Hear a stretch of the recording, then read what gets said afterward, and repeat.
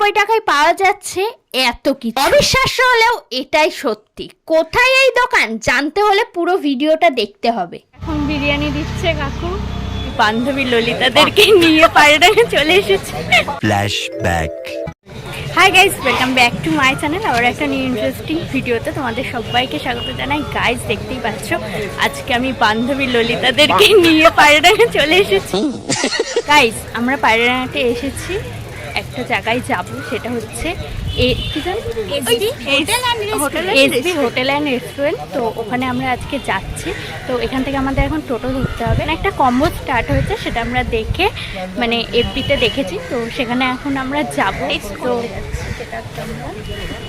তো গাইজ, এখন আমরা টোটো তুলছি। এই হলো সেই দোকান যার জন্য আমরা রানাঘাট থেকে চলে এসেছি। আর স্ক্রিনে দেখা একটা নাম্বার দিয়ে দিচ্ছি, এটা হচ্ছে এই দোকানের নাম্বার। তোমরা যদি কেউ যেতে চাও কন্ট্যাক্ট করে নিতে পারো। গাইজ, দেখতেই পাচ্ছ আমরা চলে এসেছি রেস্টুরেন্টে। তো চলো এখানকার কম্বো ট্রাই করব আর দেখবো কেমন, আর তার রিভিউ তোমাদের সাথে শেয়ার করবো। তো চলো, এখানে দেখতে পাচ্ছ বেশ অনেকটা কোয়ান্টিটিতেই বিরিয়ানি রান্না করা হয়েছে। এই যে কাকু, আর এখন বিরিয়ানি দিচ্ছে কাকু। দেখতেই পাচ্ছ আমাদের খাবার চলে এসেছে। আর এখানে কি কি খাবার আছে আশা করি তোমাদেরকে আর বলতে হবে না। আর আমরা এখানে দুটো কম্বো নিয়েছি 99 টাকার করে, কারণ আমরা যেহেতু 4 জন ছিলাম, আমাদের এই দুটো কম্বোতে এনাফ। আরও খাবার আমাদের অনেক বেঁচে গেছে, কারণ আমরা বেশি খেতে পারি। এবার আসি খাবারের টেস্ট অ্যান্ড কোয়ালিটি। সত্যি কথা বলতে খাবারের টেস্ট ভীষণই ভালো ছিল।